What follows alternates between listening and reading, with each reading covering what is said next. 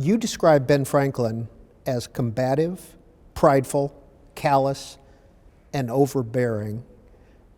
Does that make for a good diplomat? No, I think that is Ben Franklin as he dealt often with his colleagues. A curious thing about Franklin's years in France is that he essentially hits the ball out of the park on every front except when dealing with his fellow commissioners in Paris, and especially John Adams. And so those are adjectives that I think John Adams would have quickly applied to Franklin. Where Franklin and the French court are concerned, he is subtle and supple and masterful and eloquent and immensely accommodating and the most popular man in Paris by a long shot. Was he America's first diplomat?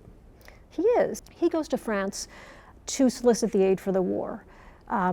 Basically, the colonies have declared independence without any means of securing that independence, and so Franklin, at the age of 70, is dispatched on what sounds like kind of a fool's errand. He's sent to a monarchy to solicit aid for a nascent republic, and spends the first few years very secretively arranging for munitions to fight the war, signs the first treaty of alliance with the French so that they will officially back the war, and stays in Paris long enough to negotiate the Treaty of Paris, which ends the war in 1783, and then only comes home 2 years later.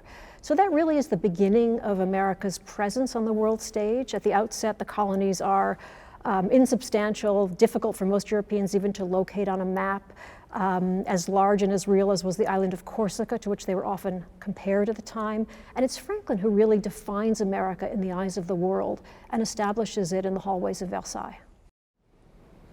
Now, Virginia Hart, this is one of the smaller rooms that we've been in. Yes, absolutely. This is one of the private rooms for the Secretary of State. So this is off the tour at this point. How does the Secretary use this room? Well, it's a holding room, and he'll gather here before proceeding to another area to make remarks. And this is the Monroe Room? Mm-hmm.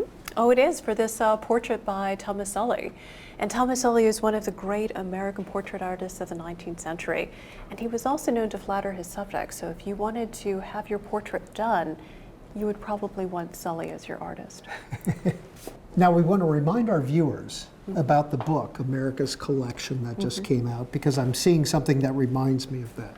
Well, they are a pair of vases that were made in Paris for the American market. And Americans absolutely loved French porcelain. In fact, some of our first presidents would go to France to choose their services for their dining room table. And remind us about America's Collection. America's Collection is our book, the first one in 20 years, and we are so excited that it's finally out. That looks at all the artifacts up here in the museum. Absolutely, including some of the pieces we have here that's decorated with eagles. Why eagles?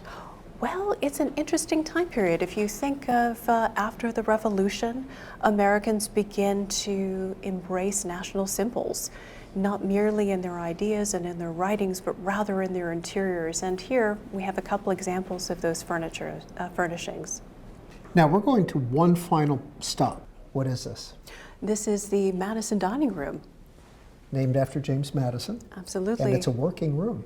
It is. We have dinners and luncheons in this space. Who uses this room? Well, our Secretary of State. And where does he or she sit? In the center, and always with the view of the small mantel clock actually right behind you. It's the one modern concession that we have here at the Department of State. All of the timepieces and clocks that you've seen up until this point are period. And yet they don't keep accurate time. So we've made one concession, a modern clock. So the Secretary of State can stay on schedule. He or she knows what time it is. Absolutely.